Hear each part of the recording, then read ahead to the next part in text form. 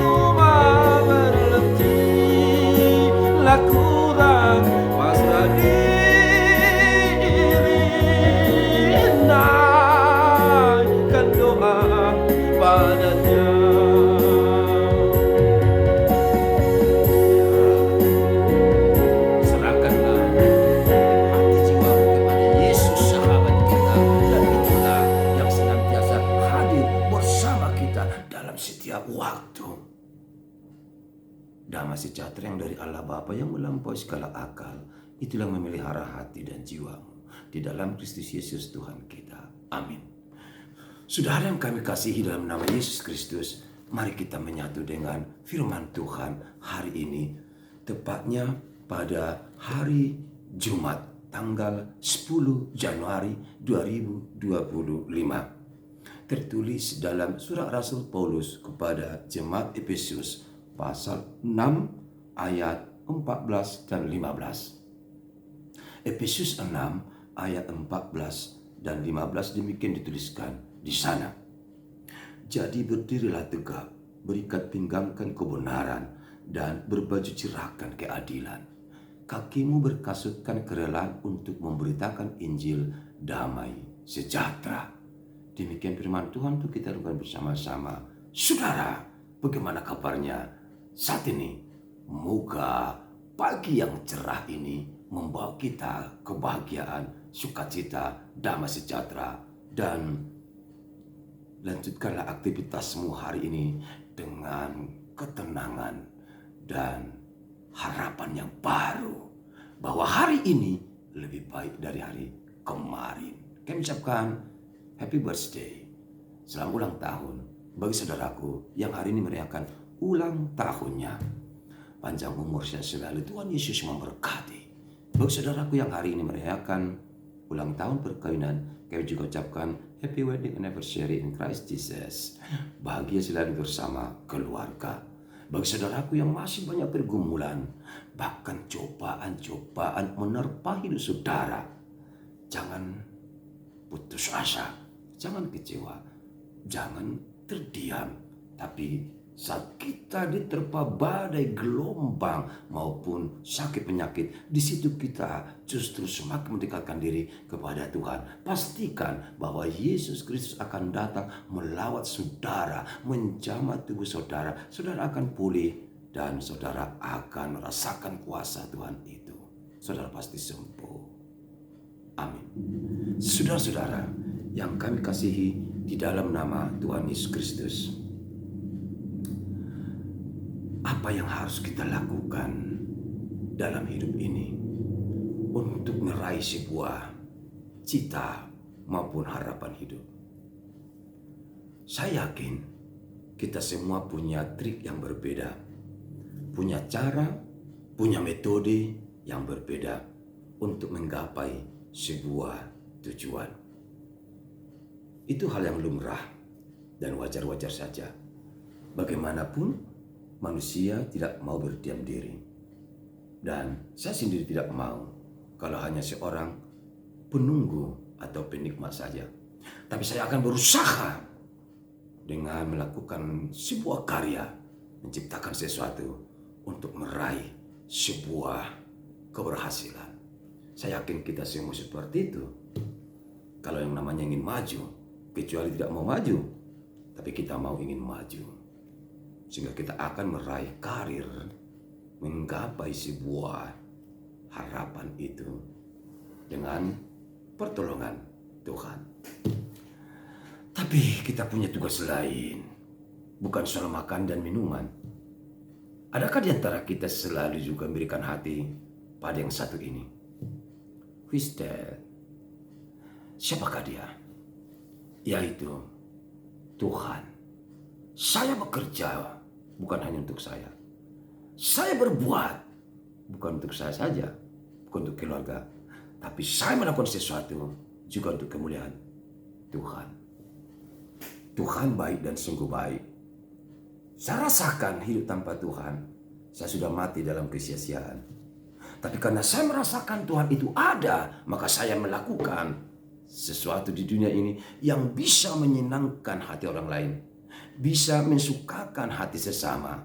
Tapi lebih dari itu, saya ingin mensukacitakan dan mempermuliakan nama Tuhan.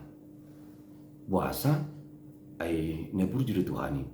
Go basa-basa na tajalo na salam. Wajar kalau kita selalu sujud, tunduk, dan melakukan sesuatu untuk Dia. Rasul Paulus merasakan juga hal yang sama. Dalam perjalanan hidupnya sebagai seorang rasul yang mengalami banyak tantangan, cobaan, hingga ancaman. Bahkan nyawanya sering mau diambil orang. Tapi Paulus tetap kuat. Walaupun latar belakangnya yang seorang antikristus, seorang penjahat kelas tinggi. Tapi akhirnya Tuhan membuat dia sadar, direbahkannya dan dibutakannya. Tanda kutip, dia akan dibutakan dari segala perbuatan yang jahat dan dia akan membuka mata terang untuk perbuatan yang baik. Dan akhirnya Paulus pun menjadi rasul yang baik. Yang dulunya antikristus, sekarang menjadi murid Kristus dan menjaring orang-orang menjadi saksi Kristus. Dalam perjalanan hidupnya, Rasul Paulus mengaku Dan ia bersaksi bahwasanya kekuatan terbesar baginya adalah karena ia menyatu dengan Kristus dan karena Kristus selalu hadir baginya. Dan saat yang sama ia mengatakan bahwa tubuh kita harus diperlengkapi dengan senjata rohani. Dengan senjata rohani kita akan pasti kuat dan dimampukan berbuat apa saja terlebih untuk Tuhan. Satu di antaranya dipesankan, kita harus berdiri tegap, berikat pinggangkan kebenaran dan berbaju cerahkan keadilan. Ya, itu benar. Sekarang banyak orang yang berdiri tegap, tapi ketegapannya itu hanya sebuah kesombongan. Tapi kali ini kita berdiri tegap dengan keadilan dan kebenaran. Pakai ikat pinggangmu. Jangan hanya ikat pinggang yang mahal. Ikat pinggang dari kulit buaya, dari kulit ular yang hebat. Tapi semua di ikat pinggang itu terikat kemunafikan, kesombongan, uti-utian, pagadubusan. Go may hukosnay aka pecegedegi. Masa selamat, ape tong depel-peli, terdai si bulsido, tidak mampu. Kita harus berikan ipinggangkan kebenaran, yaitu kebenaran Kristus, kebenaran firman Tuhan. Pakailah bajumu, baju kita berbaju cerahkan keadilan. Kakimu kalau pergi, pakailah sepatu atau sandal. Tapi jangan sandal yang baru, yang mahal, sepatu yang mahal itu, sepatu yang bagus itu kau pakai ke tempat-tempat angker, ke tempat-tempat gelap, ke tempat-tempat hiburan malam, ke tempat-tempat yang menjurkan. Jangan, tapi berkasutkan, bersepatukan, kerelaan memberitakan Injil. Itu tota. Pakailah untuk memuliakan Tuhan. Pakailah untuk beribadah. Apa saja yang kita miliki harus untuk kemuliaan Tuhan. Saudara setuju? Saudara mau? Kalau saudara mau, saudara akan diberkati Tuhan. Berjanjilah di tahun 2025 ini akan menjadi pribadi yang lebih baik kita dari sebelumnya.